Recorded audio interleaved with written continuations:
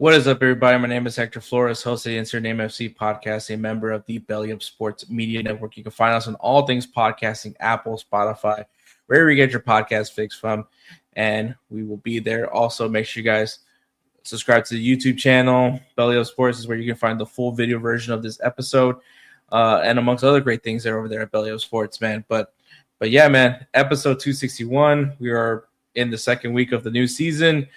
Technically new season because Premier League and Ligue 1 and Serie A kicks off this weekend.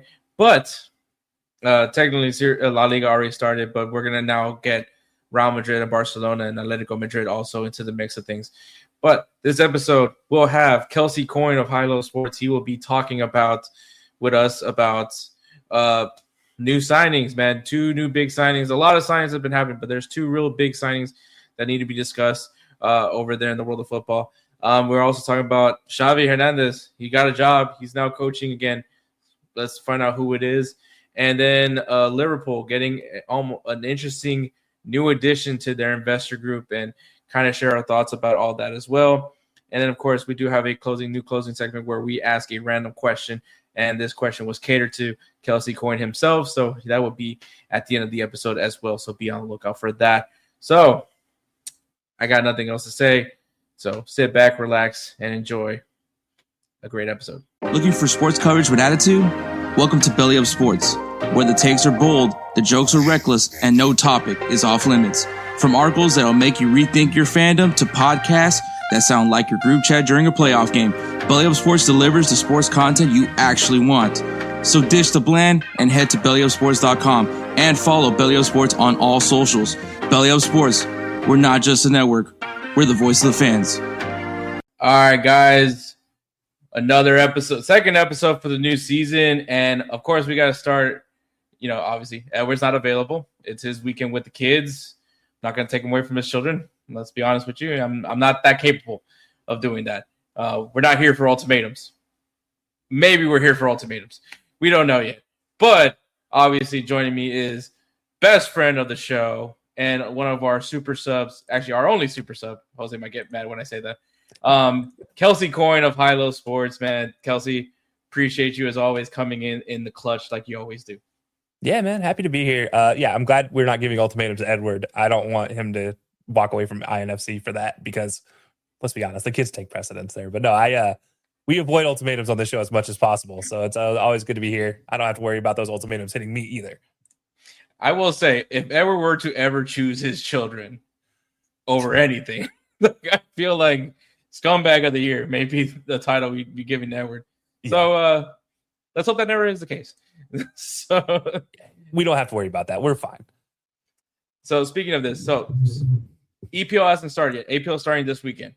But I think we've already heard the take of all takes in overlap. I don't know, Kelcey, I don't know how familiar you are with overlap, but it's this show that, of course, Liverpool legend, Jamie Carragher. I don't know. Unfortunately, yeah, we can say that. And pundit that sometimes people don't understand what he's saying over at CBS Sports. He hosts this show where he has amongst, what's the word here? I guess content creators of certain football clubs in the English Premier League. Yeah, he gets the spokespeople, and by spokespeople, the informal spokespeople of the internet. Which works perfectly for what he wants to do, which is making him seem better than most people when it comes to takes. But I heard a take, and I don't know if Kelcey's familiar with this, but I don't remember the influencer's name, but he is an Arsenal fan, and more, I felt like the worst thing that this world could have happened was Arsenal winning the Premier League, and it's showing. It's very much showing as to now. So if you guys don't know, I don't remember the guy's name. Kelcey's probably doing some research right now to better improve myself.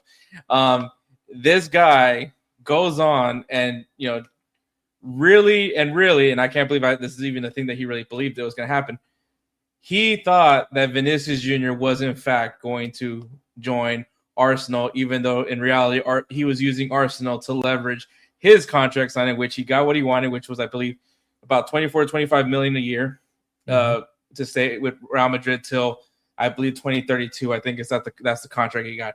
which Edward knows because I sent it immediately once they announced that Vinícius Júnior was staying put.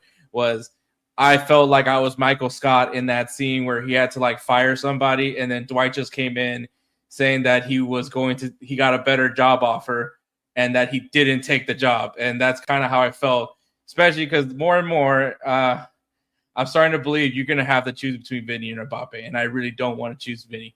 Well, I do want to choose Vinny. I love Vinny. Vinny, to me, you stick with the evil, right, Kelcey? Yeah. And what we realized when Vinny doesn't have Mbappe around, he's actually not that bad of a player. So, well, he isn't a bad player at all. It's just you can't have so many divas, is what I'm saying. And you have the two ultimate divas that you can imagine to have in a locker room.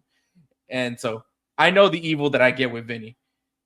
The evil with Mbappe, even though Kelcey was trying to make me believe that this was somehow a good idea, even though I was very adamant that it was a bad idea. Whoa, let's calm down. I wouldn't. Or maybe Kelcey wanted this to happen. I think I wanted all of the chaos. So I don't know what you're talking about. I'm here. I'm a chaos agent. Let's be honest. I am here for all the chaos in the world. Well, anyway, so this guy ends up thoroughly believing that Vinícius Júnior should have gone to Arsenal. And his quote was, he chose comfort over Arsenal because Arsenal just won a championship, are favored to make it back to the Champions League final. I don't know if that's the right wording to use, but that's what he chose. Maybe that's not what he said either. But he said he chose comfort over Arsenal. And as a Madrista, as you can tell, as a Madrista, there's nothing comfortable about being a player for Real Madrid. It is one of the most stressful clubs to be a part of, especially when you have a high price tag on you. I will say Real Madrid is the Dallas Cowboys of football. I don't think anybody can, except they have more recent success. But we'll call them the New York Yankees of football. That's a okay. That makes more sense. That makes more sense. More championships. More champions. That's fair. That is fair. But yeah, so yeah, they are the Yankees, and at the end of the day, everybody knows there's pressure when you put on that Yankees jersey, just as much as there's pressure when you put on, weirdly enough, both white. There's pressure when you put on that Real Madrid shirt because not only are you playing it for the shirt that you're currently wearing, but you think of everybody that has ever worn that white kit, and the fans will let you know. The fans have a high standard. They expect perfection, which, let's be honest, the last 2 years have not been great, have not been anything but perfection. So I don't know if Vinícius Júnior chose comfort over Arsenal, but I'm going to ask you this, Kelcey. Do you feel that Vinícius Júnior chose comfort over Arsenal? No, no. Yeah, that's like okay. This is one of those ones that's going to be clipped and put on social media, and we're going to get flamed again for being dumb white Americans yet again, or I'm going to get flamed for being a dumb white American. So, no, this is the dumb. Like, there is nothing comfortable about being in the biggest club in the world with some of the most volatile fan bases in the world. And that's not to say Real Madrid isn't a supportive fan base. They absolutely are, but they understand what it means to be great. And anything less than great means you're trashed. And that's it's not a bad thing. When you are that good for that long, when you are a team that is known as being a galaxy of players, like you have the talent of a galaxy on your squad. That has been your whole Americanized version of what it can be. Like this is what I can come up with here. The best players in the world want to be Real Madrid players. And that's just what it is. There's nothing comfortable about that. You have players coming out of the woodwork that can supplant you in a heartbeat. It takes a all-world player, an all-universal player to stay in that team for a decade. It takes an all-world player to fend off every single young, talented 16, 17-year-old that's making their way up through the Real Madrid Academy or through other academies who Real Madrid could just buy. And you don't think that there's a conversation to be had about a left winger that can come into Real Madrid and potentially give you the equal or better value, or maybe equal with or lesser value that can grow and cost less money, that can replace Vinny? Like, there's absolutely conversations that are being held. Eden Hazard can vouch for that. Yeah, like every single look. If you think about the amount of players that have rolled through there just in our generations, if we start with the Cristiano Ronaldo, Gareth Bale, Kaká, Mesut Ozil, Angel Di Maria, that generation that replaced Guti, Raul, Beckham, Roberto Carlos. Like there are players on top of players on top of players that could just fill this roster and be better or less problematic than Vinny. There's nothing comfortable about Vinny choosing to be a Real Madrid player for any longer. And honestly, you could walk to Arsenal and make all the mistakes in the world and not win a title for 10 years and you still get pretty comfortable treatment. If we're being real about it. Like, I mean, I'm sure there's somebody. Like Wenger is looked at as one of the greatest managers in the world, and he never won a Premier League trophy. Well, he won one Premier League trophy. Invincibles. My bad. It's a pretty big trophy. But one Premier League trophy when Man United and Liverpool rattled off greater than 10 each. Mm-hmm. And it's like, and you had Chelsea come out of nothing. Tottenham was dominant for longer periods of time than Arsenal was at the top of the league. And that's a sad state of affairs for Arsenal fans. I mean, when you have Leicester City with the same amount of Premier League titles as Arsene Wenger, like, can we have a reality check for Arsenal fans? There's nothing even close in comparison between Arsenal and Real Madrid as far as comfort goes. And if you have any questions about that, just ask players who have left Real Madrid to go play at Arsenal because it's a more comfortable environment at Arsenal. And yes, I am talking about Martin Odegaard, 100%. Like, he loves it there. He doesn't have the pressure he had with Real Madrid. And yes, there was an overblown fact that he was a 16-year-old, but it doesn't matter. The fact remains that there's nothing comfortable in Real Madrid. And honestly, if you want comfort, you go to Arsenal. You enjoy that. You relax there. And that seems like I'm sliding Arsenal, but it's just the environment of Arsenal is just that it's not Real Madrid. Yeah, you don't have to be an all-world player to be an Arsenal player. You just have to be really damn good. No, yeah, I think it's crazy. I mean, once again, at the end of the day, Vinícius used Arsenal to leverage his contract. That's literally 100%. All that was happening. It's a great move to do. Yeah, he was brilliant about it. There's nothing you can hate on him for. Now he's the second highest paid player in Real Madrid right now. Obviously, Mbappe is still number one, but obviously they're not going to give him Mbappe money. But it's funny, as you mentioned, a winger that overtook somebody that they paid a lot of money for, which is exactly what happened when Vinícius overtook Eden Hazard. Hazard, who Real Madrid was hoping was going to be the replacement for Cristiano Ronaldo, the post-Cristiano Ronaldo era. And obviously that ended catastrophically for Eden Hazard. Not so much for Real Madrid, because then they found their guy in Vinícius Júnior. So, yeah, insane that all went down. Crazy take. Season hasn't even started. I know La Liga already played some matches, but Barcelona and Real Madrid and Atletico did not play any matches this past weekend, which is going to be interesting to figure out who's our players of the weekend for me and Edward. But I think you know what's such a bad take though, when the Overlap podcast didn't even give the guy's name out. Like, it literally refers to him as Arsenal fan. Yeah, that's probably why I don't. First of all, I don't. There's not people. It's not like I'm following every content creator out there. You know, I'm not even. You know, I give respect to ISO Speed, which, by the way, in the World Cup, great performance, better than his World Cup song that he had from the last one. But yeah, no, I thought this was. It was interesting that Jamie Carragher has this. I don't know if it's a Jamie Carragher thing or if it's just he just gets to be a part of this forum that they do. Yeah, so the Overlap has like the actual cast of the Overlap. I think, let's be fair about it. Like, the actual cast of the Overlap is a bunch of greats. Gary Neville is part of it. Jamie Carragher. There's a bunch of other older generational players that are part of it.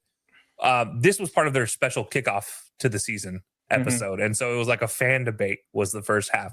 And the fans are creators. They are content creators or content spokespeople, social media people that are fans of, like, outspoken fans. They're recognizable people within those communities. And so it's like, it was definitely I think it's a one-off. I'm not sure. But Shay Given, by the way, was also a part of it this time, which adds more fuel to the fire, in my opinion. But it's more hilarity. Irish goalkeeper in there. It's cool. It's an interesting thing that they do. And, I think as more and so as content creators are, getting a more respected voice across the media. I mean, like, Tactical Manager was featured on ESPN FC, I believe, not that long ago. Yeah. So I mean, it just shows like the time and effort that guys put into it, which is cool and awesome.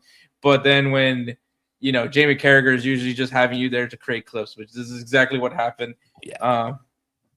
I mean, the reaction that Arsenal fans have right now for what happened with Vinny is kind of hilarious just because like a lot of them really now hate Vinny, which there's plenty of reasons to hate Vinny. I don't know, and this one just adds more fuel to the fire if you're an Arsenal supporter. But it happened. I will say though, Arsenal did have quite the victory against Manchester City in the FA Community Shield. Obviously, I know it's the FA Community Shield, Kelcey, but do you take anything out of that match? I mean, is this the preview? Maybe not so much for Arsenal side, but for Manchester City, a team that obviously we're moving on from the Pep Guardiola era. We're now having his successor Enzo Maresca, who last year got fired by Chelsea after winning the FIFA Club World Cup. Is this a telling sign that maybe Manchester City is on the rebuild, and we don't really know what's going to happen to them now that they have moved away from not even arguably, definitely the greatest manager to have ever managed Manchester City? I am not sure yet, and I know it's not a great look. You don't lose a 3-0 against another top 5 team in the Premier League right now and not have concerns. I think that's, whether it's a friendly or a community shield, a trophy is a trophy is a trophy. Like, at the end of the day, like, you want a trophy just to put a trophy on your case because you're City or just because you're Arsenal. You want that trophy. I do think there's something to be said about the performance of this City team, and it wasn't a great performance from a lot of people. But I think from the flip side of that is you had a lot of really good performances from the Arsenal side. And so it felt like Arsenal was a little bit more well-rested going into this game versus City, who had nothing but World Cup starters starting, whereas Arsenal didn't have not every player that started was a World Cup starter. So there's a few of them that have had fresher legs, did better. Although, I said Odegaard earlier, and honestly, he probably had the best game out of everybody there. And it's a situation where you look at as, it's concerning because it's a new manager, but it's not as concerning as, let's say, if we're sitting in October and Man City only has 2 wins in that period. Then it's a lot more concerning. Then I'm like, okay, no, this is panic button time. But I think it's August still. I'm less concerned about the Community Shield than anything else. Honestly, most Community Shield, you roll out your youngsters to play with the team, your rotational squad that you're going to use for the FA Cup anyways. But they didn't do that this year. And that is kind of a surprise. They use this as a full build-up match they would normally a friendly. So I don't know. I don't know how to feel about it more than just say, like, everybody wanted the trophy, and the fact you lose 3-0 to Arsenal would make you feel really bad if you're City. And it maybe puts early flags. Early flags are coming up. Maybe some slightly yellow tinged flags are coming up. Yeah, I mean, I think obviously Bruno Guimaraes had a good performance. His debut now with Arsenal, making the move from Newcastle United, which keep an eye out for Newcastle, just because Edward feels that team's going to dip off. They did lose a lot of players. Bruno's a very important player. Gordon, even though I feel personally they overpaid Barcelona overpaid a little bit, but that's just me being obviously not liking Barcelona. I do feel it's a lot of money for a guy that's going to be rotating, but not here or there. At the end of the day. But I will say, man, the Solis, I mean, 2 assists, solid performance for his part. Once again, a lot of people have concerns about the wing play for Arsenal, specifically on the left side. Obviously, right wing, Song and Saka's healthy. They're good there, but Martinelli wasn't featured because I believe he's kind of speculation right now with potential rumors of him being transferred out. I don't know where. I think Turkish league is the league that I was reading up on. But yeah, and for Arsenal, what was the biggest concern for Arsenal? They don't really play great attacking football. Yeah, it's not the sexiest of football, right? And how is Madueke after the World Cup that he did not have a good performance in? Those are the 2 concerns for Arsenal. Yeah, so I think not a bad performance. You didn't have your star boy in Bukayo Saka. Declan Rice did come off the bench. So I mean, if you're able to do this against Man City, you feel confident, especially going in because you're playing on Friday. Mm-hmm. You're playing on Friday. Which, fun fact, me and Jose, I'm going up to Dallas this weekend to go see Avenged Sevenfold. So I'm gonna go link up with Jose Tejas from Gold TV. We're gonna go to this thing in Dallas. I forgot what it's called. I should have probably remembered that, but it's this really cool place where you can watch matches and apparently you got to make reservations. So it's insane. I feel spoiled. Yeah. So being wined and dined by Jose, which ain't that bad of an option. If you get what I mean. But the Cosma, the COSM. I don't know. Yeah, it's the giant circle thing. Like it's like so it's a giant theater. Basically, you walk in, it's a theater. It's fantastic. It's honestly one of the coolest things I've ever seen. Kelcey, you should fly in. Bro, don't tempt me. I'm gonna be on flight Thursday night, rolling Friday morning. Be like, yo guys, I'm here. Sure, we can make room. I'm sure we can make room. We need to add one more to the reservation. Sorry. But yeah, no, it's gonna be interesting. I don't think you can't read too much in for the FA Community Shield, but I mean, nonetheless, strong performance from Arsenal. Maybe some concerns if you're Man City because you did put out your not all of them, but you did put out your usual guys, right? Erling Haaland was up top. I mean, once again, it goes back to the end of the day. Gabriel is he's a beast of a center back. Mosquera, Saliba wasn't out there. You have Mosquera out there showing why he's a good option. The defense is not a concern when it comes to Arsenal. It's just going to be the attacking side, and maybe they finally figured out the attacking part. Yeah, we'll find out. It took them long enough, and that's the crazy thing is they did this. Like, let's be honest, they did it without Saka, they did it without Eze, they did it without Declan Rice, all in the starting rotation. So that's like makes you wonder how good is Arsenal's attack really going to be this year with those guys are all of them are rolling with the Arsenal attack like they should be. Mm-hmm. So it's going to be very interesting to see where they grow. But is it enough to give them a title? I don't know yet, but I think there's positives to take from this from Arsenal, whereas City's like it's not scary, but it's warning. Yeah, I totally get that part. But all right, we're gonna go things right into our topics, and the first one we're gonna go right into is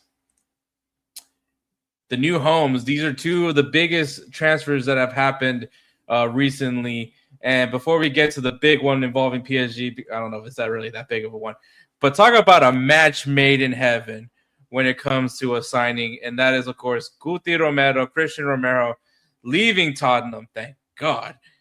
I guess maybe not much of a better option, but he's going to Atletico Madrid, which if you know anything about Diego Simeone, at this point, you should know. Me and Edward, we've talked about Diego Simeone. He is a scary human being, and his team is very scary as well when it comes to physicality. And you just added another dog to this team in Guti Romero. So match made in heaven. This transfer has been rumored for God knows how long. Before the World Cup, Kelcey. Yeah. But they got it done. They got their guy.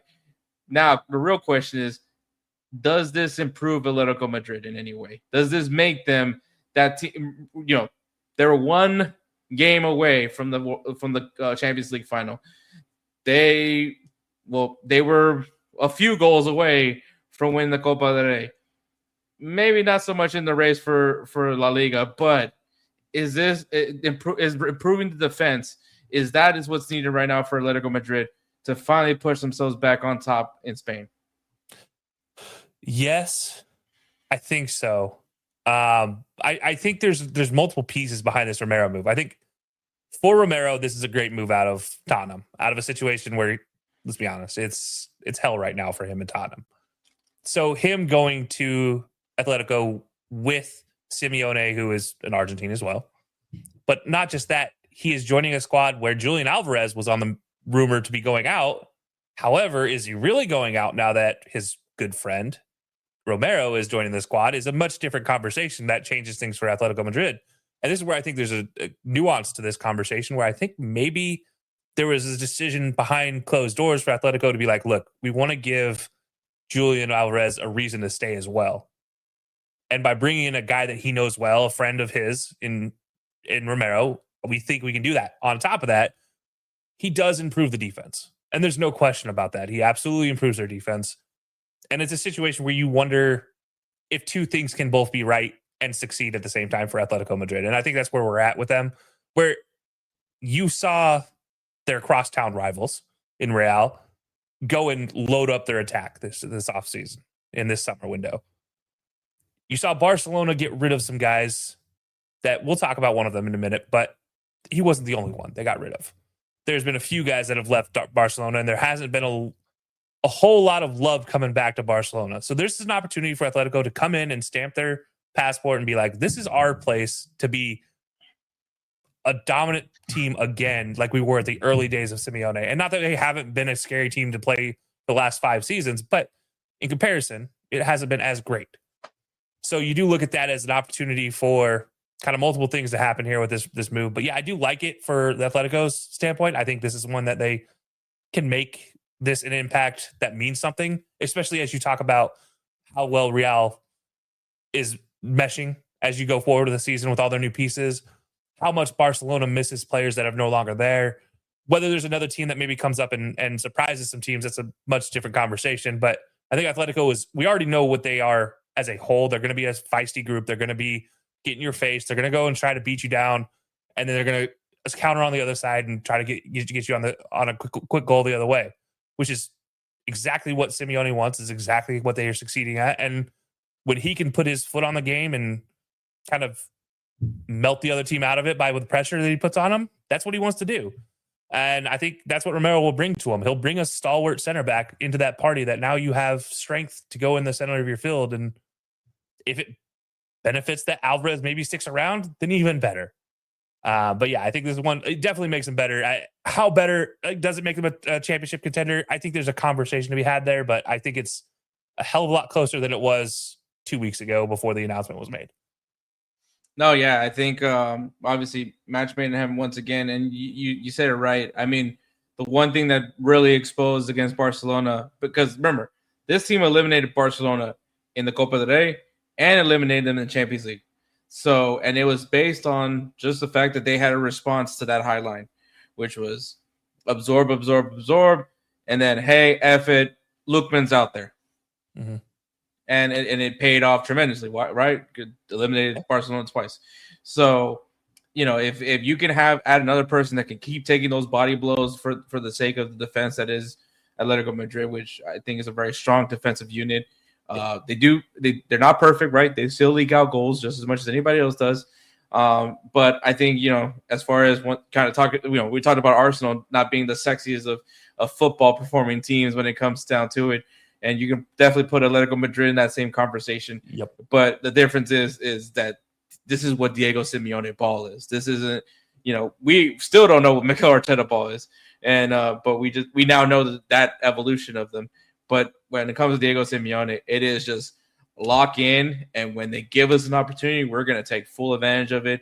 I mean, there's a reason why you have Lookman. There's a reason why you have Sorloth. There's a reason why you have the only Simeone children, the only member of the Simeone children to be in the team. So, there's clearly a reason why this method works for them. And there's a reason why Diego Simeone still has a job at Atletico Madrid. Meanwhile, Barcelona and Real Madrid have been changing managers. Meanwhile, Diego Simeone has still been there. Yeah, and look, hey, man, he brings them close to the promised land so many times that you just have to keep wondering what's going to be needed for them to get over the hump.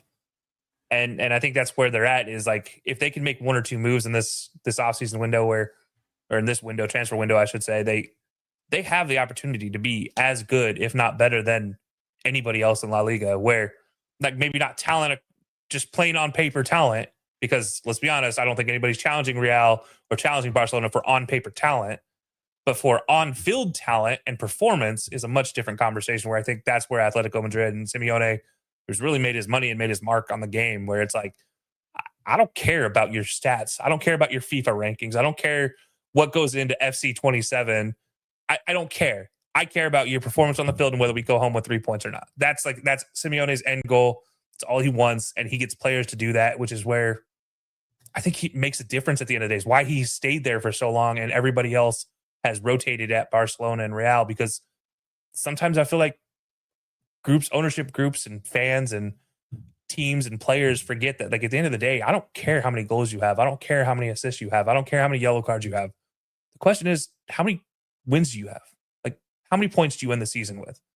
Is it more than everybody else? If so, that's good. If it's more than the average your club has had in the last 25 years, that's even better.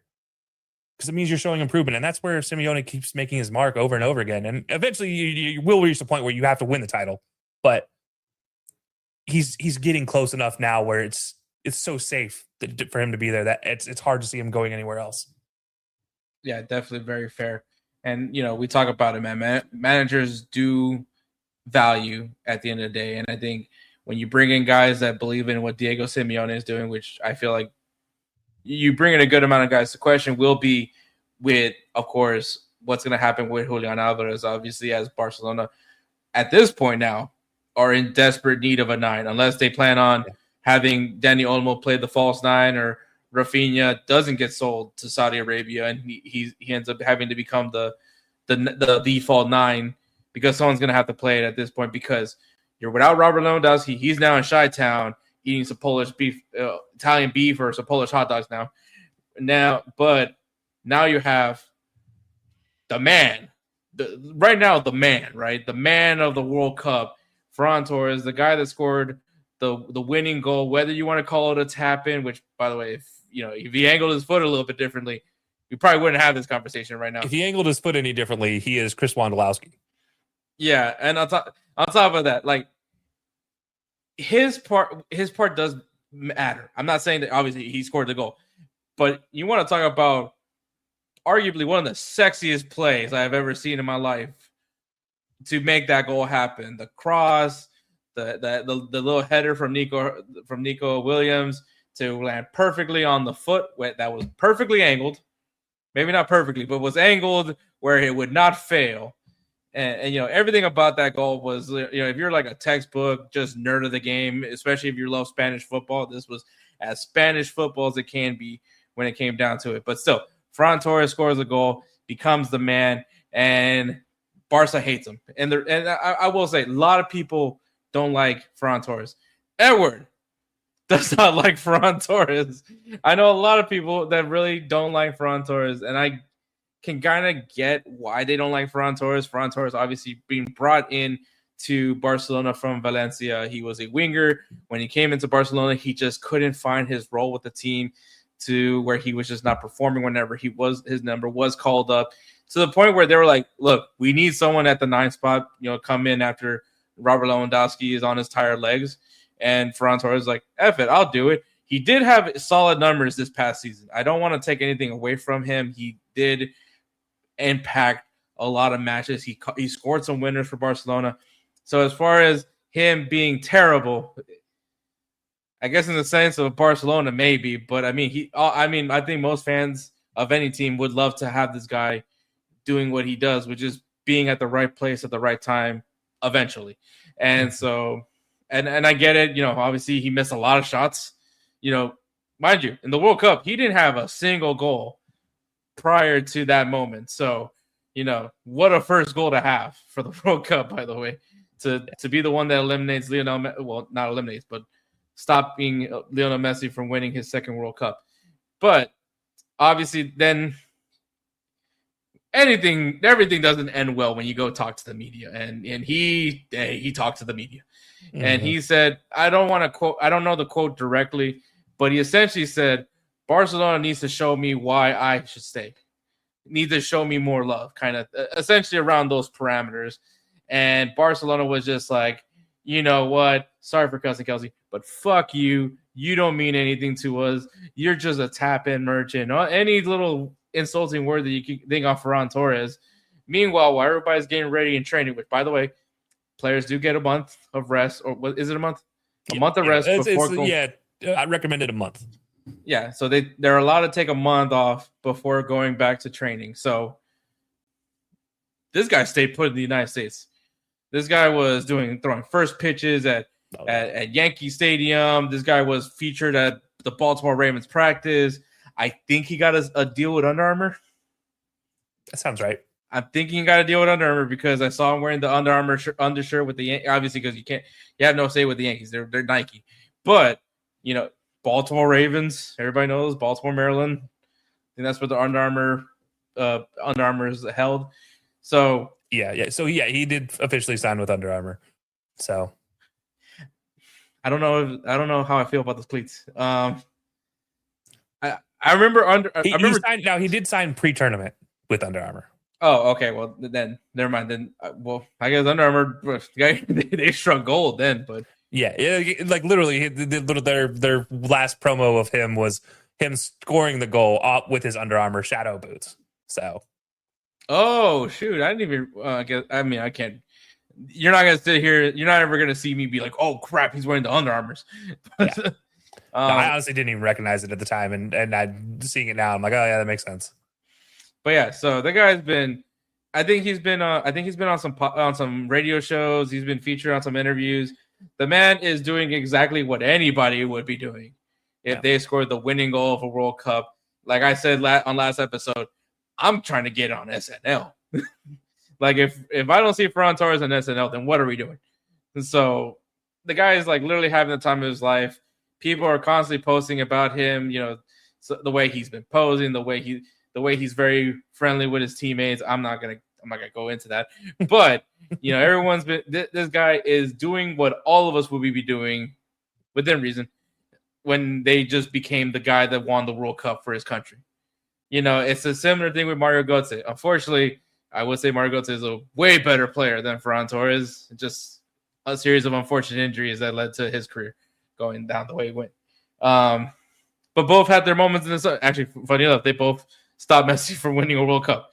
So only one of them disrespected Messi in the after party, though, and that's all I'm gonna say. That is fair. That is completely and conveniently enough, his career never panned out after that moment. So. That is fair. But you know what? Like I said, Barcelona definitely wasn't going to give him any more love. So where does he go? PSG. He goes to PSG, and if you already don't like PSG as it is, because of obviously the fact that they're resting their players from Ligue 1 to play them in Champions League, that's the reason why the repeat happened. My response is don't hate the player, hate the game. So no, man, this is a move for PSG that makes sense. They need rotational guys. They need guys to come in and fill roles. And the one thing we're seeing is this. I don't know if he's I don't want to call him a false nine, but he kind of is a false nine in Ferran Torres. Like really, he's not a true nine. He was a winger that got pushed to the 9 position because that was it. That was the only option for him getting playing time for Barcelona. And he's not going to get a wing time for PSG. So he is now converting himself into a false 9 as a full-time position. And that's, for him, I think it's going to be successful because it plays into a lot of his skill set where he's able to one-touch passing, take the ball in softly, pass it off, make a move off of that, get into the right spots. That's how he scores a goal for Spain. Like, that's what Ferran Torres does. PSG is absolutely a passive move team to the point of, like, what we used to make fun of Arsenal for, of passing too many times around the goal mouth. PSG has a tendency to do that at times because they're so high pressure and quick with the ball. If something's not open in 1 to 2 touches, you're immediately taught to pass. That's how Luis Enrique wants it. That's what PSG does. That's how they're successful. And honestly, I respect it. It doesn't go anywhere else. So for Ferran Torres, this makes a lot of sense. I want to go back to what you said about Barcelona, though, because like on the reverse of that, Ferran Torres is a winger, gotten pushed to the fake false 9. Well, Barcelona has brought in 3 wingers during and after the tournament in Karim Adeyemi, Anthony Gordon, and Basiwu, and all 3 are wingers. 2 of them are right wingers, which is the craziest part because nobody's going to take that spot away from one Lamine Yamal. That's not happening. So I don't know what they're planning on doing. And you paid Anthony Gordon all that money, he's going to start on the left wing. That feels very safe to say. I don't know what they're planning on doing for the 9 because it's not going to be Basiwu, and it's sure as heck not going to be Karim Adeyemi, who is like 180 centimeters tall, which I think is like 5'9", 5'10", maybe. And that's not going to work for you. So yeah, I don't know what Barcelona's thinking here, but I imagine they're going to be stuck in a role where they're looking for somebody to pull that Ferran Torres role, and it doesn't make sense.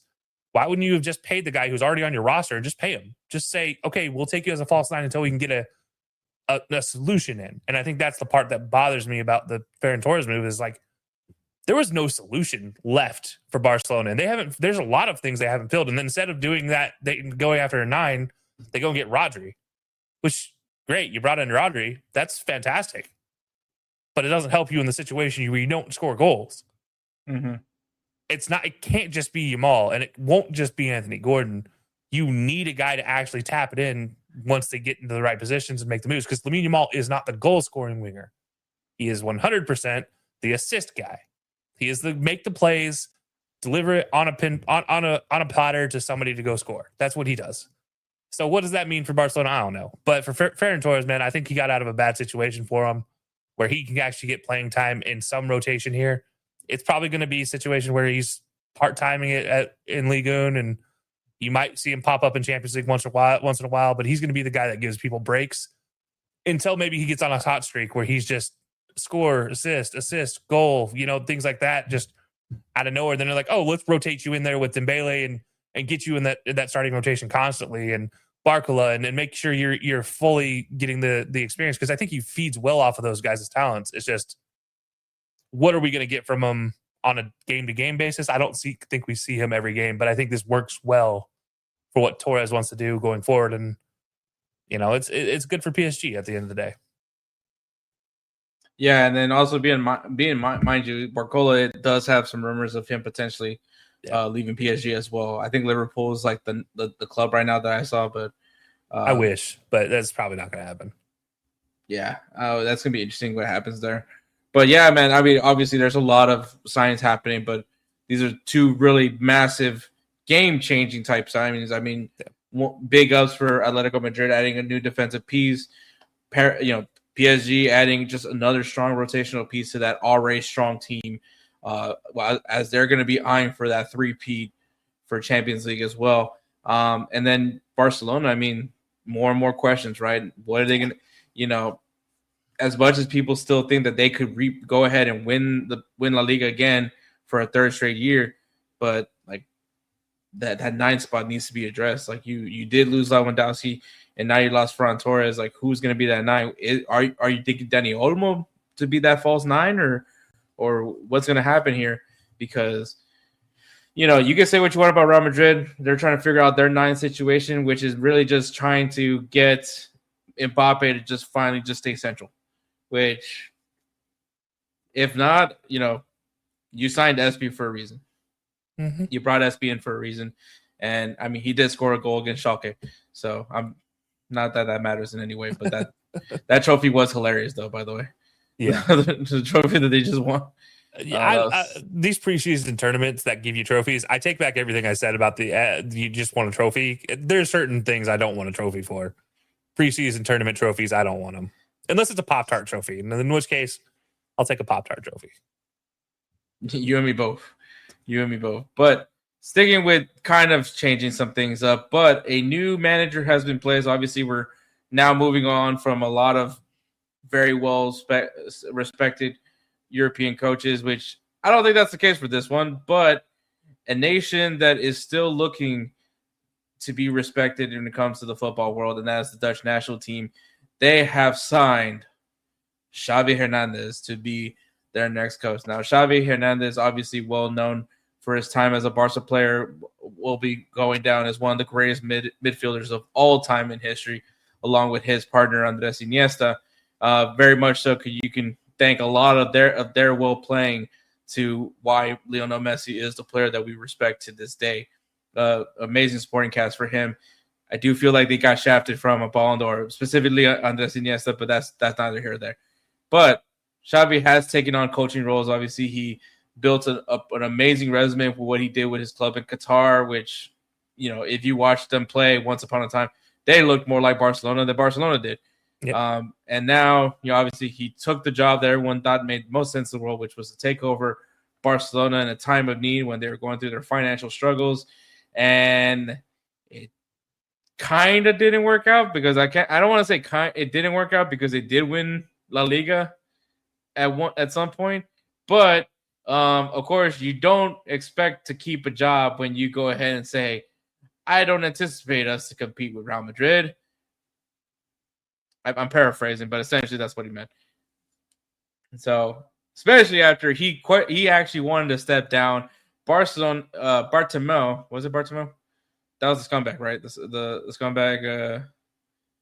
No, I don't. It doesn't matter.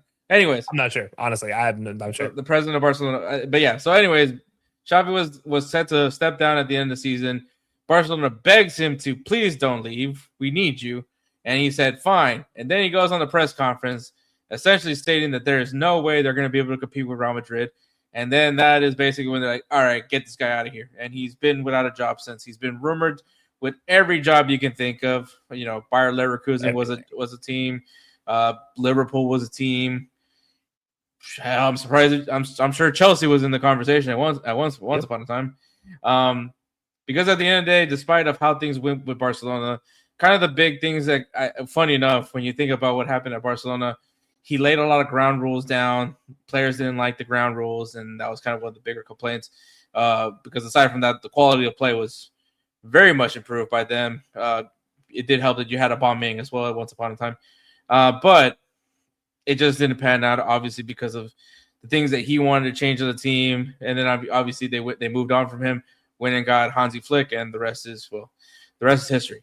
But Xavi's still been without a job. A lot of people were speculating whether or not where he would end up going, or maybe he was just going to take a break from coaching. But he gets an interesting job here with the Dutch national team. And Kelcey, I got to say, like, what are your thoughts of him getting the Dutch national team? Is this the right fit for the Dutch football world? Yes. And many reasons why. So, okay, let's just look at Xavi's career. He makes his debut under a great Dutch manager in Louis van Gaal, or Ben Hall, I guess technically is how it's pronounced, who is also instrumental in getting him to the Dutch national team. And it's something that he was shaped, and Barcelona itself was shaped by Dutch teachings. And I think we've all heard this before, and stop me if you've heard it, and I'm not going to stop, but I'll at least give you that benefit of the doubt that you recognize this, and that's Total Football. There's a book on it. If you haven't read it yet, it's by a Dutch coach, Dutch manager. It's what started the whole tiki-taka and what has become Barcelona's thinking and processes and baseline. Xavi and Iniesta were brought up in that. That's what Pep Guardiola brought to the forefront with tiki-taka style football, as he brought that total football mentality back to the forefront of Barcelona. And I think that's where you look at what Xavi's going to do to the Dutch national team. It almost feels like they got lost in the wing play of recent years for the Dutch national team. And you expect Xavi to bring in a different mentality to that, where you're not going to be just relying on your wing players to make an incredible run and cut inside on that magical left foot or magical right foot and hit a shot that you hit once out of every 100 tries to go score a goal. Like, you're going to, and I'm not saying the Dutch team isn't a good national team. They are absolutely a fantastic national team, but they have yet to show that quality in quite some time. And, you know, I found this interesting. This is just the first non-Dutch coach that has coached Netherlands in 50 years, which is kind of crazy to think about, except for the fact that you recognize that Total Football came from Netherlands. So it makes sense that they would just continue to hire from within, from that total football mentality. But sometimes you need to bring in that influenced by, yet still not necessarily Dutch manager to give you that recognition that, hey, maybe we need to advance things to the current day and age of what total football can look like in today's modern game. Because it feels like sometimes they just get lost in that. You know, it's just a thing where you have players on your squad that year after year after year, we look at the Dutch team and like, oh man, World Cup after World Cup, this team should be a top 4 team. This team should be a top 10 team. And then they're crashing out in 32, or they're crashing out in the round of 16. And you're like, what happened? Like, how did you guys lose this? How do you let Japan score a header on you in a group stage match that could, if you just win it and hold on to your lead, you take the first place position in your group? Like, how does that happen to you? So the Dutch team is looking to come back from that. And Xavi obviously has his drama from Barcelona, but beyond that, has been a great coach. And I think that's the hard part to recognize for a lot of people, is Xavi is not like a guy that you look at as maybe a big team coach because of what happened at Barcelona, but everybody forgets that he laid the groundwork for Barcelona to succeed now. You know, you don't just come in and change a team in 3 months like what Hansi Flick was able to do and make them better. Like, they were already good. They just didn't like the coaching rules he had in place, which fair. Maybe advance your managerial style, which works better for a national team for Xavi. But yeah, man, I think this works well for the Dutch national team. I think this gets them back to the football they know, the football they love, and nothing against Ronald Koeman. He is a great coach in his own right. But it just felt like the Dutch national team got lost in the fact they have a Cody Gakpo on one side and they're just going to keep feeding him nonstop. And they forgot that they have to actually put a 9 in there to go score all the goals. Similar to what we just talked about Barcelona needing. Ironically, that the Dutch team really misses that as well, where you need the middle of the pitch to be an avenue you can go score. And that feels like Xavi knows that better than anybody. As a center midfielder, as the maestro in the midfield, he understands that. So that's what I expect to happen for the Dutch national team. And put this on the record, I expect the Dutch national team in 2030 to be really darn good and really scary when it comes to that World Cup, because I think Xavi can bring something to the table that no Dutch manager was bringing. So that's going to be exciting for me to watch. Yeah, I mean, like, I think we're kind of seeing it right now, right? With France bringing in Zinedine Zidane. You have, Mexico bringing in Rafa Marquez. United States committing to Mauricio Pochettino, just hoping that Mauricio Pochettino is just as equally as invested as the U.S. is on him. I think, we're going to have a full cycle of Carlo Ancelotti. With Brazil. There's these questions. And, of course, also kind of keeping with the theme of Barcelona, Pep Guardiola looking like he might be getting the Italian job. Yeah. It's crazy. Just crazy to think about that he'd be an Italian manager. This is probably one of the most insane, 2030 is going to be an insane World Cup in general, just because of the fact that we don't have not only, once again, 3 host nations, but we're talking about 6 host nations technically in 3 different continents. With that just being crazy of its own. And now the names that are connected to these countries now. We just mentioned Xavi with the Netherlands, maybe Pep Guardiola with Italy, which, by the way, at this point in his career, if all he wanted for validation for himself, which I don't think he has anything left to prove for himself as being one of the greatest managers, to end it with a World Cup, yeah, the dude could just relax, go home. It'd be insane. If he pulls this off, it's insane. And it's not just that. It's I don't even think he needs to get a trophy out of it. And I'm going to be dead honest about this. I think if he can bring Italy back to respectability in the international stage, that's the point. And their league is one of the best leagues in the world. There's no doubt about that. They're a top 5 league in the world. But their international team has not qualified for 2 straight World Cups. And that's an embarrassment to 3 straight World Cups. You're right. My bad. 3 straight World Cups. And that's an embarrassment to the Italian national team. And that's just should be a shame on everything that the Italian national team stands for. And it's the fact Pep Guardiola can come in there. If he comes in there, if he ends up with the Italian job, and he could just get them back to respectability, win their group, qualify for the World Cup, first of all, and then win your group, that would be a huge boost to the Italian national team's future, where they're just you know what? Yes. And then Pep Guardiola could be the guy that came into the Italian program and turned them around and recovered the Italian swag, the Italian mentality, and not the park the bus just because we're up 1-0 that they still fall into today, which is so annoying. Crazy that they did that with Bosnia and Herzegovina. Yeah. It's going to be insane what happens. Obviously with the Dutch team, but also Italy. But yeah, because Jurgen Klopp with Germany. How do I forget that? Which brings back the Guardiola Klopp rivalry it potentially brings back that rivalry. Yeah, and you know what? We're not going to get to wait. We don't have to wait long. We really don't have to wait long. 2 years. In 2 years, we got the Euro. So, that's going to be the first test for a lot of these coaches. Obviously, depending on what happens with Italy, if they're able to get the job done. Which Italy is crazy with all that transpired there, where you have your new president of the football federation, and then he just quits within the same week. Wild. Interesting story with the whole Italian thing. I think maybe we'll have a conversation maybe if it's official that Pep Guardiola does get to coach the Italian team. But yeah, nonetheless, interesting series of events over there. But speaking of crazy series of events here, Kelcey. Oh, yeah. I need to know, man, what is going on here when you now have Liverpool is just adding more and more Americans to their investment group. Fenway Sports Group sold 30% of their share to a consortium. I don't remember what was the name of the group, but in that group is Amazon owner Jeff Bezos.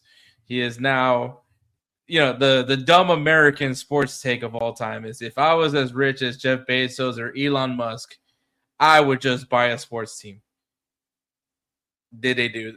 First of all, from what I was reading, Fenway Sports Group has in no shape or form planning on exiting the Liverpool ownership, which the way Liverpool is looking, why would you? But at the same time, obviously bringing in more investors adds more, I guess, more into the team that can, more resources for the teams. And now you got that Amazon money. Oh, it's not just Amazon money now. This is the crazy part about it. It's also Facebook money. Because right. Also part of the group of owners, it's 1892 Holdings is the partnership group, is Eduardo Saverin, who is a co-founder of Facebook. But the guy that also, fed the chicken to the chicken?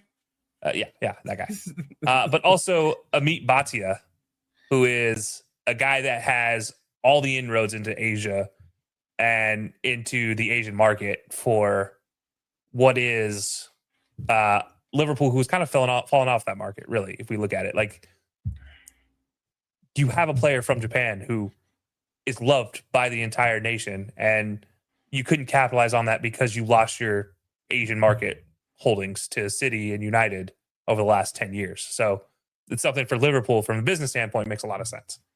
But that's the ownership group it's a wild move, right? Like, I don't know. I have questions. I have concerns. I have a lot of concerns. But as long as Jeff Bezos stays in the background, I'm less concerned. But the guy doesn't like paying his normal employees, and Liverpool already struggles paying their players, or at least investing in club transfers. It doesn't give me a lot of hope that the Liverpool team is going to go and, make a splash signing and maybe bring in a Barcola or bring in guys that have been rumored to end up at Liverpool, because I don't know how much they really want to pay these guys, because Bezos, through all the money he has, doesn't like to let go of his money very often. Unless it's a penis-shaped rocket. You know what? Yeah, you're absolutely correct. Unless it's a penis-shaped rocket, which I don't know if they can put into Anfield, but I'd prefer if they didn't, personally. Yeah, I mean, on top of that, the whole Katy Perry going to space thing is still like a funny, just a list of things that Jeff Bezos has on his list of things. The penis-shaped rocket that just barely went into space, just the tip went into space, and then him coming out with a cowboy hat. It was just like the just pure comedy of what was the pandemic. And then on top of that, then you had Katy Perry, who somehow believes she's an astronaut now. So that whole thing was wild too. Now, honestly, man, I like, at the end of the day, like, I look at this and from a Liverpool fan standpoint, I look at this as like, if this investment group actually brings real money in, it's a much more exciting situation. But it's still, you're still run by FSG, where I have a lot of love-hate relationships with FSG, because while they brought more notoriety to the team and to the market and increased the valuation of Liverpool over years, they brought in league winners over the years. It also feels like they are still hesitant to get rid of the old school mentality around bringing players in. And maybe not even just bringing players in, but paying players who have been performing for them for a longer period of time. This is the last 3 years are the first time I've seen players stick around at Liverpool for a send-off series, if you will. Looking at Salah, looking at, Virgil is going to be supposedly maybe his last year with Liverpool. Those are situations where I'm like, oh, okay, all right, we're finally seeing those moments for Liverpool to actually stick around with a guy for long enough. Whereas, like, it hadn't been since Stevie G. And then the one time was like the other time being Jamie Carragher. Those are the only two guys I saw it for Liverpool up until this point. And, the last 3 years we've seen these conversations happening where they're actually like invested in their players. So maybe it works out for the better that Bezos comes in and this group comes in with all their money and says, hey, we'll help you support in these opportunities for like going for a Barcola or going for a I'm going to use Ferran Torres as the example, but like that type of player where they can just come in and improve the squad. Where it's not like a situation where I'm going to go spend all the money to get a superstar. Maybe you can. Liverpool wasn't afraid of doing that to begin with, but bringing in the auxiliary pieces, the players that are 12 through 22 on the bench that can improve the overall squad quality of Liverpool is the part I think that Liverpool has missed for the last decade, where it is very top heavy and then maybe 3 or 4 replacements to rotation in the squad. And then if Bezos and them can bring that and make that 8-man rotation that they can bring into the squad to keep people healthy, keep them rotating in and out, that's a much better option. And no offense to Joe Gomez, but I think the fact that Joe Gomez has been a center back for Liverpool for this long is a perfect example of a guy that, like, you're at a top 4 club in England and maybe you're not a top 4 quality player still, but you're still getting quality time with a Liverpool team that maybe you shouldn't be getting if Liverpool just spent money elsewhere. And that's where I look at it as a perfect example on Liverpool's roster of what, like, maybe Bezos in this group can bring in that money to fill in that hole, to bring in those extra defenders, bring in those extra midfielders to, let people get a break. Let Szoboszlai go play a midfield role for once in a while. Let any play, like, they have no problem getting 9s, but it's just everything else. They struggle to go and grab a defender, go grab a winger, unless it's from Sunderland or Southampton. Like, they don't ever buy from anywhere else, it feels like nowadays. So yeah, I need to see Liverpool actually use the money that they bring in, not just bring in a bunch of money and then be like, all right, well, this is good enough. I need quality. Yeah, man. And obviously this is going to be a really interesting season for Liverpool, and you're moving away from Arne Slot with all the damage that he did with this club, especially, obviously the big one, which is hurting that relationship with Mohamed Salah. Yeah. Probably the worst thing of it all that he could have done was ruin that relationship. And now he's in Trabzonspor, which doesn't really sit well with me personally. But we are where we are because of that. And now, yeah, the question is, they're throwing more money into it, right? This is essentially what it is. Like, this was, and I believe it's like 1.6 billion, essentially what that investment's going to be, which now gives Liverpool essentially an evaluation of like 5.5 billion euros, which is awesome for them. It's awesome, right? But what does that really mean is the question at the end of the day. And, Newcastle United, I don't know. We've talked about that ownership group for how long now, and has that really lived up to full fruition? PSG, we know when their money came in, obviously we're talking about 2 different types of oil money. We're talking about tech money versus oil money. But at the same time, though, like when we were talking about with PSG, we saw the immediate impact of that new ownership group. Monaco, similar situation. Monaco's in a much different conversation than the rest of the world, though, because they are a tax-free state, whereas the rest of them have a whole hell of a lot of international taxes to pay in those markets. But totally fair. It does make Monaco a little bit of a different beast, but doesn't change the fact that when those ownership groups came in, they opened up the coffers. They opened up the backstop bank account. They were like, you know what? Yeah, let's go invest in the team. And they did so. Like PSG is a perfect example. And we talked about this a lot last year, where they didn't just go buy players that were superstars as an established 28, 29-year-old. They bought 22, 23, 24-year-old players who were on the up and up. Like, they are 100% performing, and they would buy into Luis Enrique's mentality, and they made that succeed. And that's what makes them so much different in Monaco as well, is like they bought young talent. They didn't just buy talent that's already aged out that they'll have for 2 or 3 years. They bought talent they're going to have for 8 to 9 years. And I think that's a huge idea of when you bring in all this extra money to a roster. You're like, how do I make this succeed? You bring in that good quality mix of young, talented players where these guys are 22, 23 years old and already have a World Cup under their belt. And then you also bring in a couple older, talented players, get rid of the excess pieces that you don't need, and then backstop that roster as well. And that's what PSG did so well. That, yeah, Liverpool, if they can do that, that's great. I just don't have a lot of faith in that being the case.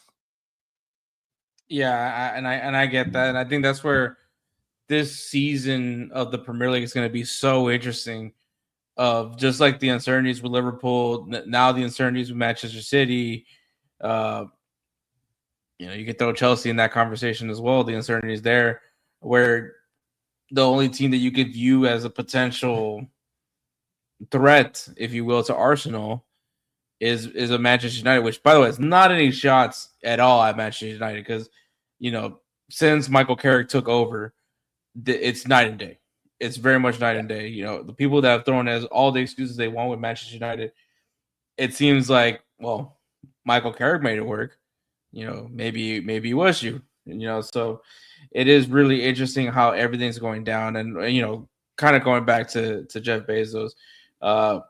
Obviously, this is the big name, right? Like kind of similar to when they announced LeBron James was joining in on the Liverpool ownership group. It wasn't so much like, oh man, this guy's gonna make it. It's just he's the name, right? The same thing with any with the MLS teams, right? When you hear like a Derrick Henry has ownership stake on Nashville SC, Patrick Mahomes is Sporting.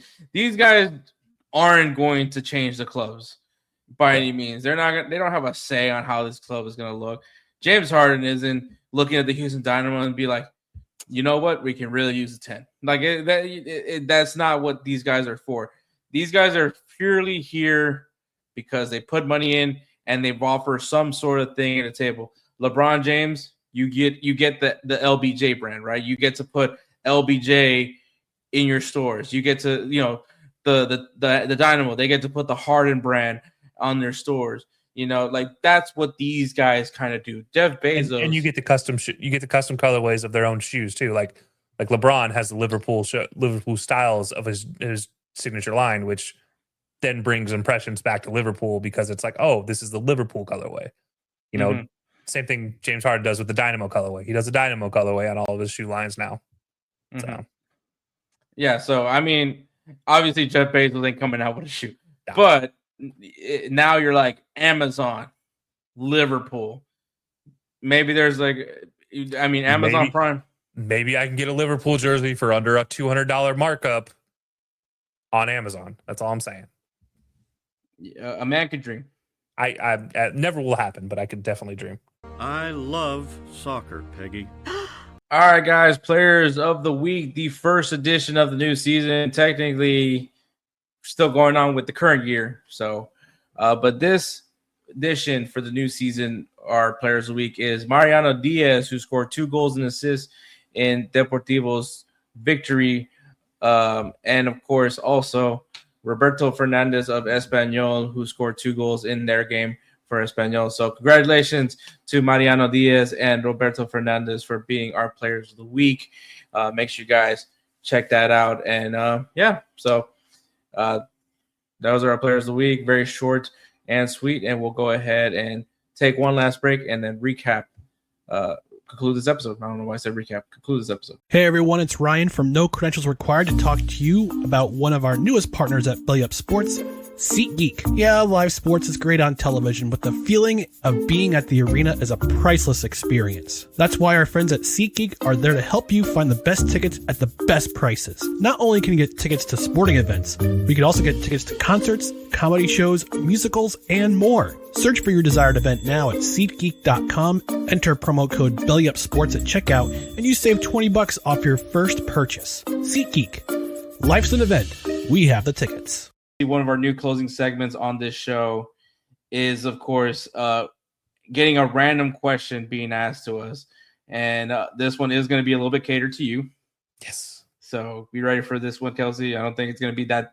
It's not a hard question. It shouldn't be a hard question, but next, this episode's about to be 5 hours long. Yeah, who knows? Be careful. All right, so the random question. Kelcey, if you could permanently delete one sports take that people repeat all the time, what take are you erasing from existence? Maybe this might be a 5-hour episode.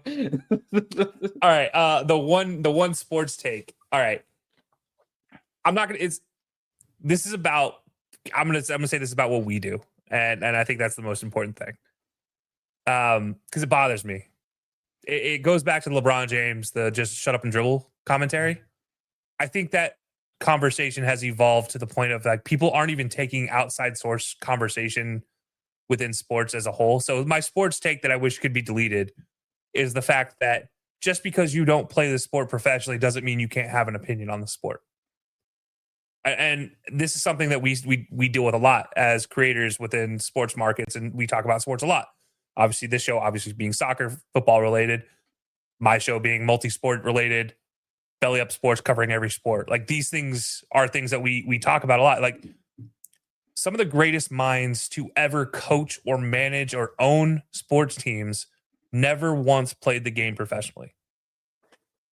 And the fact that people can't recognize that just because me or you don't play in the EPL or don't play in La Liga or don't play in Ligue 1, it doesn't mean we don't have intelligent takes on the sport. It doesn't mean we can't look at this as a bystander to have a quality conversation around the sport.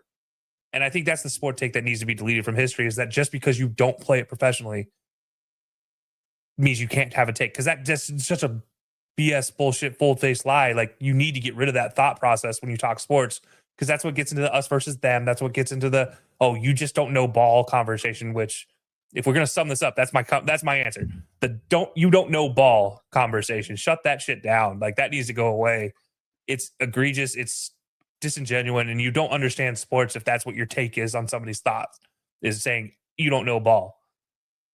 We all know some sort of something. We may not be experts at it like a professional athlete is, but professional athletes aren't even experts at it. There are 72 guys in the NBA that cannot coach the NBA game. There are probably close to 10,000 professional soccer players that could never coach anything other than their child at U7s, and that's it. And that's no slight to them, but that's just the fact of the matter is they just are really good athletes. That doesn't mean they're impressive ball knowers at the end of the day. And like, so just because we don't play professionally doesn't mean we can't have a quality take. Like that's the take I think needs to be deleted from history. Mm-hmm. No, man, that's a fair point, man. I think, at the end of the day, if you're able to have a passion on it, I think, you study it, right? Like it just like anything else. Like, I mean, people weren't authors weren't writers before, initially they worked on their craft, they studied it, and they wanted to be the best possible, author of all time. It takes work. It takes discipline in some sort, man. Like, I mean, am I saying that my word holds more value than anybody else? No, there's no such thing as that. I think, kind of how me and Edward, we started when we ranked the Power 5 leagues. Like, this is an opinion. It doesn't hold any value. Like, at the end of the day, like, we're all human beings. We all have different perspectives. Like, we all go from, we come from different places, like, I'm from Texas. Kelcey is from a lot of places. All over the United States. Yep. So, like, our viewpoints are different. Kelcey will be viewed as an American. Some people don't know what I am, and so like he's American. Spoiler alert. I am an American. With some Salvi influence, but it's just those things, man. Like, some of the best singers aren't the best songwriters. Yeah, 100%. Yeah, like it's something that eventually it grinds people's gears. Like, I get it. Like, yeah, not everybody should have a microphone in front of their face, but I'll say that about professional athletes probably 10 times more than I'll say about a podcaster or somebody. I won't say about somebody on TV. Like, if you're on TV, you better have a good take. But that's a different conversation. Like, I don't know about the overlap. I feel like if you're legitimate, like if you're a major news source, you gotta be at least intelligent. But yeah, I mean, like, yeah, if you're gonna complain about people in front of a mic, people that speak with passion about it aren't the people I'm gonna be complaining about. It's people that are ignorant to the fact. I think at the end of the day, it's so easy to write a comment. It's so much easier, at the end of the day. But I mean, I love them. Like, hey, keep them coming. Don't stop writing the stupid comments for my part. But like, honestly, like this, and I'm not trying to say it takes courage, because this does not take courage. It just takes, am I willing to? And at the end of the day, the most precious thing of all in this world is time. Because at the end of the day, more valuable than money is time. Because once it's gone, it's gone. There's no there's no getting back time. There's nothing, you know, at the end of the day, like our time is our time. And so, you know, I would say we're putting in the time to learn how to record. As a matter of fact, I'm learning how to use StreamYard now.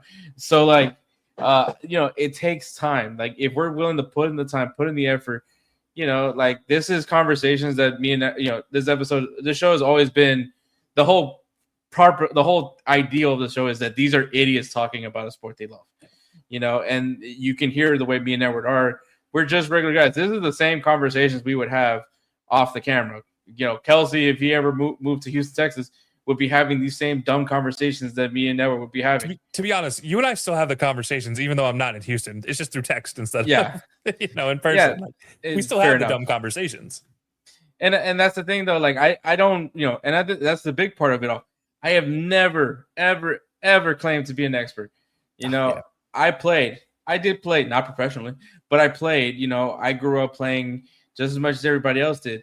You know, like, you know, the guys like, and I know everyone clowns on Skip Bayless and Stephen A. Smith, that the fact that they actually have never played professionally. Yeah. They probably played some level, but Skip played high school and so did Stephen A.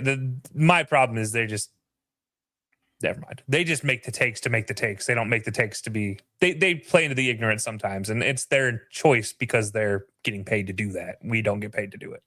Yeah, just like you get paid to make 26 most influential players in the World Cup. So yeah. But no, you know, man, it's one of those things, man. Like, look, I'm not gonna say, and you know, yeah, when there's a dumb take, call me out, call people out for a dumb take. Like, absolutely, 100%, that's your right. But to just ignore somebody because we're doing a podcast versus the fact that somebody's on TV, and like we've seen it, right? We've seen the guys on TV that just have dumbass takes that get paid lots of money, and we're like, well, but why? And you know, you and I have conversations outside of this. DJ and I have conversations, just regular life. Like, this is our normal conversation. We just put a mic in front of us now, and when we're dumb, we're dumb. Like, call us out on our bullshit, but like, don't just say, oh, you're just a podcaster, so you don't know, because like people don't know. I coached, you know, like that. I did coach, which is why I know how hard it is to coach. Did I coach a competitive team? Yes. Were they older? No. Because they wouldn't let me coach older kids because it was my first coaching job. But at the time, like, you coach, you learn how to coach kids, and you learn how to coach and talk to parents. Like, it's not an easy world to try to tactically come up with things when you have a day job and then learn soccer tactics on the outside. Like, those are things that you have to adapt to. And so you and I both have an experience in this that is different from a normal average person. We have different ways to look at it. We have different impressions on what to take. Like, you know, and that's just who we are, and why I think every commentary has some value to some degree. And again, they may be wrong, and then so what? Make a comment that I was wrong. Just don't belittle it just because it's a situation where, you know, I didn't play professionally. Okay, sure. I didn't play professionally. So what? So does 99.9% of the other people in the world that played the sport once. They never played it professional either. Like, that's the sports take that I wish would just disappear from the world. That's a good one, man. But all right, guys. Kelcey, thank you for coming on, man. Before you leave, of course, let the people where they can find you. Yeah, you can all find me every Thursday over at High-Low Sports, at high_low_sports on X, High-Low Sports everywhere else. And it's just HIGH. We don't talk anything fancy. We just talk sports. We're a fan. Look, this is what we do. This is the whole network. We're fans talking about sports. That's what we do. You can also check me out on Belly Up Sports. We'll be featuring a few new shows this season, this offseason, or this NFL football season. One will be college football focused, one will be NFL focused, and you'll see me on both of those shows, as well as on the fantasy and gaming channel at Belly Up Fantasy and Gaming on X. So yeah, be sure to check out all that. Belly Up Sports on social media as well. I'm everywhere. You'll find me everywhere. All right, man. Kelcey, appreciate it. It's always a good time to have you on, man. Yeah, boss. Always happy to be here. All right, guys, that is episode 261. I want to give a big thank you to Kelcey Coyne for coming on. Make sure you guys check him out at High-Low Sports. And, of course, Belly Up Sports, man. Make sure you guys check us out on YouTube, Belly Up Sports. Follow us on social media at Belly Up Sports on Instagram, X, Facebook, wherever you get any sort of social media, you'll find us there at Belly Up Sports, man. Make sure you guys check it out. Give them some love. And, if you guys listen to the audio version, of course, shout out to Roosevelt Spencer. He's the namesake of the Roosevelt Spencer Player of the Year award. We love him a lot. He does so much for us. And if you guys love the beat works that he provides for the audio episode, well, check him out at Instagram at that guy dope. Once again, at that guy dope, and he will make some great beats for you like he always does with us. So make sure you guys give him some love. With all that being said, man, I'm excited, man. Premier League's kicking off, man. Premier League, at least everybody except for the Bundesliga, everything kicks off this weekend. I'm excited because Friday I'm gonna hang out with Jose Tejas from Gold TV, and we're gonna go watch Arsenal kick off the Premier League season. And yeah, man, it's gonna be awesome. Make sure you guys be on the lookout. Maybe I do like a little vlog or something over there. We'll see what happens there, man. But yeah, man. But get ready for next week. We'll have more to discuss as now the season is now in full swing. And, of course, Edward will be back. So, with all that being said, man, thank you so much for listening to episode 261. Catch you next week for episode 262, which I'm sure is going to be another banger as always. Thank you so much. Take care, guys.